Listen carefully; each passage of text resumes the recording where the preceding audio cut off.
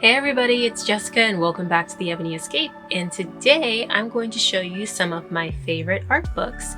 And when I say art books, I use that term a little loosely, so it's not just art books for like, a movie or like biographical artistic content for a particular artist, but it includes like children's books or like graphic novels and stuff like that is what I mean by art books. So if the book has art in it that I resonate with and I want to keep around, I call it an art book. As for the first art books that I want to show you, these are children's books that are really near and dear to me, and they were illustrated by this illustrator and fantasy artist named Kehinde Wiley, and I love her work. I used to check out the 12 Dancing Princesses, and I used to check out Cinderella from the library when I was a kid all the time, and I didn't really have the knowledge or the language per se to understand that the illustrator and author were two different people. I was just looking at these illustrations and I thought, oh my gosh, they're so decadent and beautiful. And she's very Renaissance in her style, and people talk about how she mimics like Renaissance style and how her work just makes you think of like the old masters and stuff like that. I just love her work. And these books were like so special to me when I would go to the library, and I just loved looking at the illustrations. Like I'd read the story, but I was getting it for the pictures. And I loved how in all of like the children's books that I've got that she's illustrated, you have these little panels where you see like a little bit of the action that's going on in the text and a little bit of action going on in this side.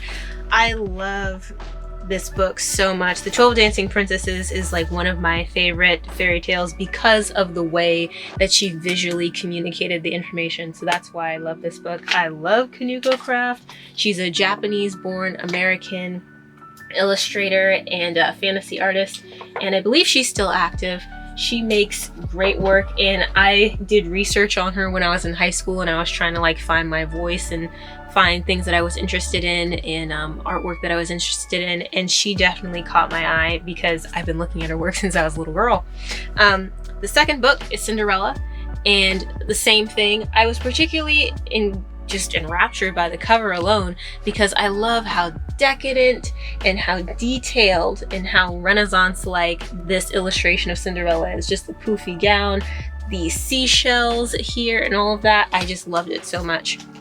And she carries over that same style of like the script with the letters and all of the curly cues that like illustrate how old-timey romance and fairy tale this is.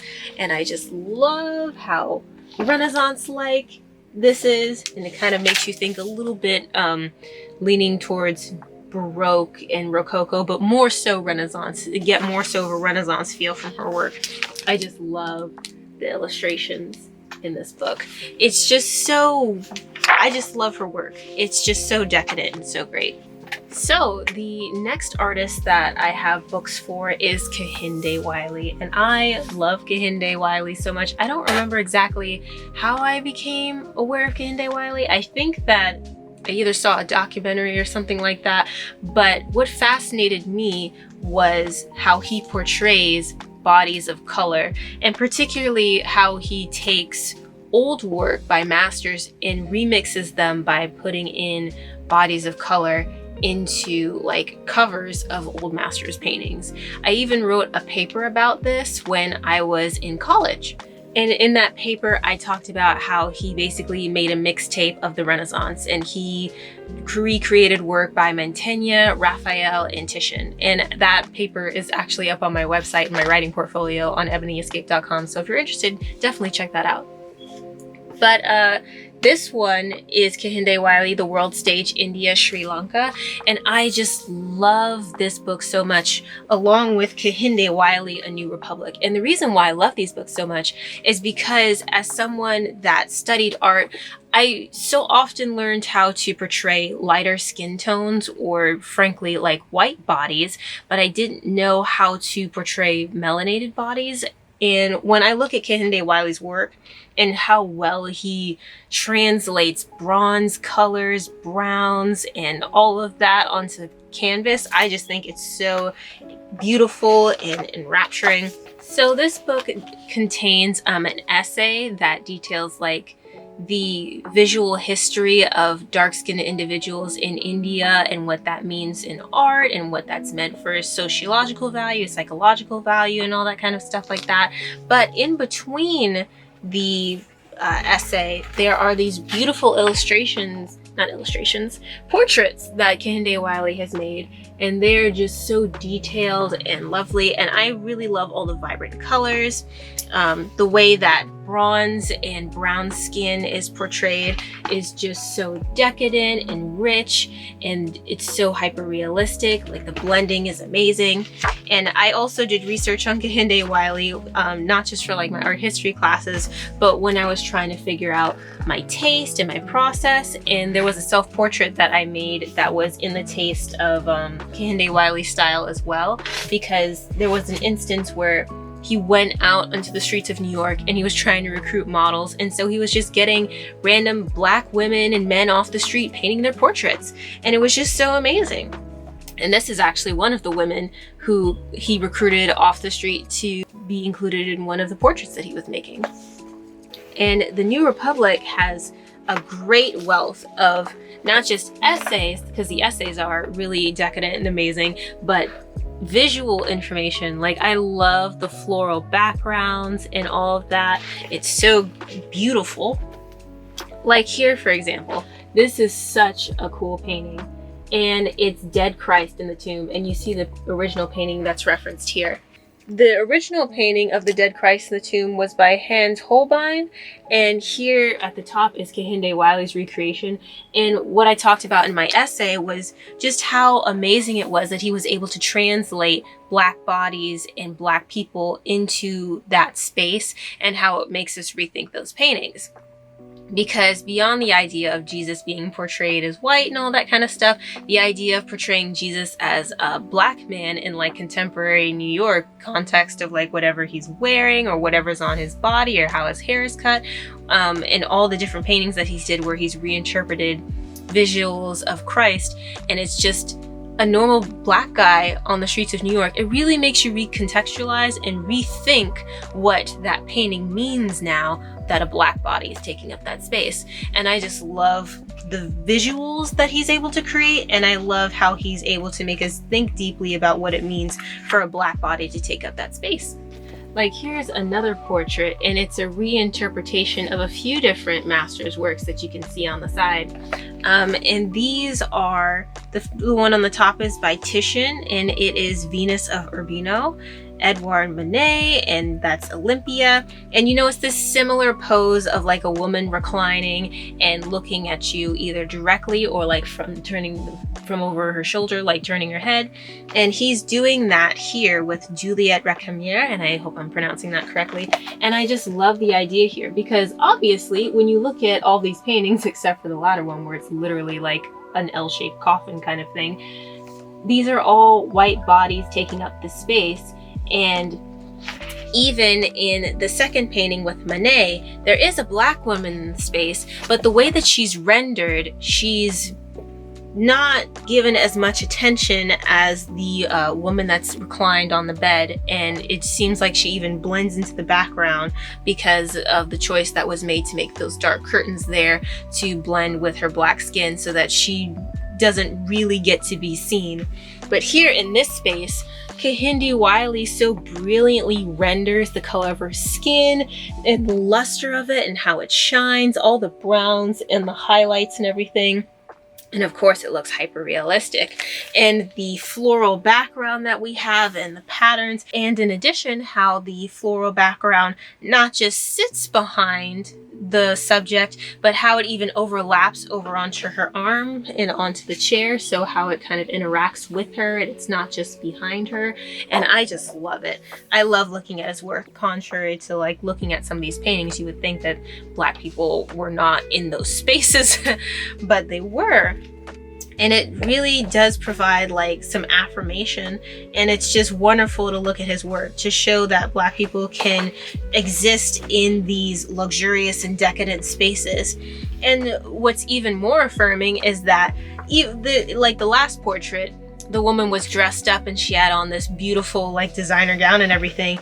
But when you look at some of these other portraits, The thing that's really interesting to note is, like, not only in his portraits does he show Black people like wearing fancy designer clothes and show that they can exist in luxury and decadence and all that kind of stuff, but even in this painting we have a recreation of Matador from Edward Monet, and you see the original Matador by Monet down here and Kehinde Wiley's reinterpretation of that. The thing that's so interesting and affirming as well is that the Matador is dressed up in his Matador clothes, but here the Matador is wearing jeans, white sneakers, and he's wearing like a bomber jacket with like camo print. And that's really cool to see because it shows that anyone can exist in that space.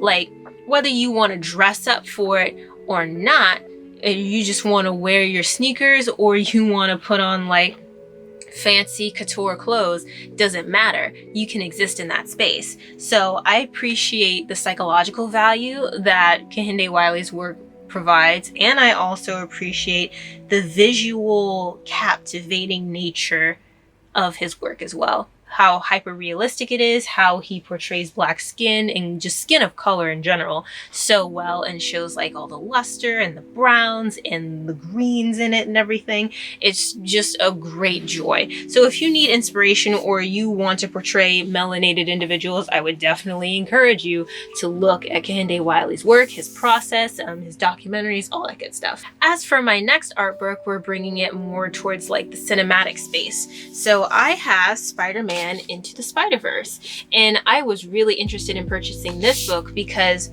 once I saw the film, I thought it was so amazing how the animators and artists were able to visually communicate the story. Because not only was it just a 3D animated movie, but there was 2D and traditional work that was involved with it as well to make it look like comic panels, little splices of imagery that showed like action lines and things like that, and even vectors and images that were drawn on top of the 3D models to make them look like living paintings or living drawings. And I really loved the ability to communicate that because that's something that I'm interested in. I really like the language of making something look like a living drawing and your eyes keep getting confused by it, and I think that that's so visually interesting. So I was really interested to see how the artists developed Into the Spider-Verse. So I got this book to get a closer look at how they were able to communicate that language and how they were able to construct the world building as well. So in the book, it even says we are using these contemporary 3D CG animation tools, but we want every artist to remember that every frame is an illustration of something. We're trying to bring the human hand back into visibility on top of all the amazing technological achievements. And I love that idea so much because I think there can be a nice healthy marriage between 3D animation and like 2D and traditional as well. And I think that this was a really innovative way to display and showcase that marriage. Here you can see some of the concept art. Like this is the apartment where Miles Morales is, and there's his dad coming in the door. And I just love how blocky it is and the colors, and you know, they're just trying to get the concept laid down so that you can get a rough idea of the room and everything like that. But I just love how bright and colorful it is, almost neon, if that's a great way to describe it. And like here's some early art of Miles Morales' dad and like when they were laying out the concepts for him. And again, I just love how they just decided to make everything strongly defined by color. Like even though this is like an early sketch or a concept, I like how the marks that they used were mostly just color blocking to say, okay, so this is where his frown line is going to be, so we're going to block in that color line. This is where like his mustache line is going to be, and like his 5 o'clock shadow, so you're going to block in that line. I just love how color blocked it is, that the color speaks to the sketch, and it's not necessarily like pencil strokes like something that I would do, but it was a bold way of describing what he would look like in his form and his stature. And here's like an image of the subway that was developed as well as far as concept art goes. And I I just love it. I just love how bold and colorful the art of the Spider-Verse is. That's the thing. It's just so bold and colorful, and the blurred vision, like how everything is slightly offset so it kind of looks like you're looking at a 3D movie without your glasses. I love that effect as well. And they talk about this in the book too, and everybody's different portrayals of different scenes and the sequential art. And look, you can see Miles here while he's like having his fiasco discovering that his hands are sticky. Like here's here's images of like Gwen Stacy in her costume, and like some expressions here and some poses as well. And you can see that I've been looking in this book because I've got it dog-eared with my sticky notes and everything. So I would definitely recommend that you get this book if you're looking for inspiration in the means of looking for something innovative and fresh and new feeling for your art, or if you're looking for how to more boldly apply color to your art. Because that's the thing. Even with these being rough sketches and stuff like that, the rough early concepts, it shows that a sketch doesn't necessarily have to be like how I do it, where I just will get a pencil and to me that's a sketch. The sketch can be, I'm going to color block in these elements and color block in the form and use a lasso tool to chop some things off and add some things. Like here's an early development sketch of what the Prowler would look like, and here's some other color concepts here, poses and things like that. And here's like another drawing here closer to the final design, and I just love it. I just love this book. It's just so full of color, and it just makes you remember all the innovative things that can happen in this industry. It's just so awesome. Like here's Aunt May, just like a sketch of her. I really like this early sketch, and here's like her final design. So yes, this is a great book. It's very inspiring. It's great to look at for the art behind it, and it's great to look at for the actual written information when they were talking about the process and how they were talking about developing the characters and the settings and all of that kind of stuff. So it's a great book. And as for the final book that I have to show you today, is Rachel Smize Lore Olympus Volume 1. So this is when I'm talking about, oh, it's not a traditional art book, because this is a graphic novel and I love it so much. I never looked at web comics before, but I kept seeing this advertisement over YouTube that was like, oh, Lore Olympus, and I was just like, okay, they keep advertising this to me. Let me just go look so I can just get it out of my head. It has not been out of my head. It has been one of my favorite things. When I first found it, I didn't really understand all the concepts behind webcomics at first. And so I just saw all these episodes, and for all I knew, it was over and it was done. So I just binged until I got to the end, and then it was like, oh, it'll be updated next week. And I was just like, next week? But I love it so much because when I look at Rachel Smize, or Rachel's illustration style, it makes me think of traditional work, like in the means of ink and gouache. Like her strokes here look very much like watercolor. When I look at how she decides to produce certain marks, it just makes me think of like getting a dry brush with ink on it and just marking it with the paper with that, and like some of the inks in the way that even it looks like the colors are bleeding into each other.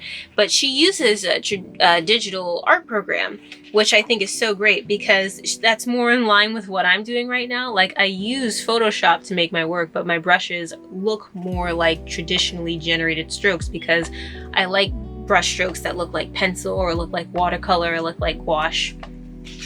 Even though I appreciate artists who use tools that are more obviously more obviously digital looking brushes, I really do appreciate what they're able to do, but my brain isn't able to connect the dots yet visually with those, so I lean more towards brushes that generate or simulate traditional looking results. But like when you look at this, it just makes me think more of traditional work. Like the bleed here is making me think of watercolor, and like the thickness of the black here, I know it's just like a fill, but it gives me gouache, and like the saturation of the color is also giving me gouache as well. So I just love this book.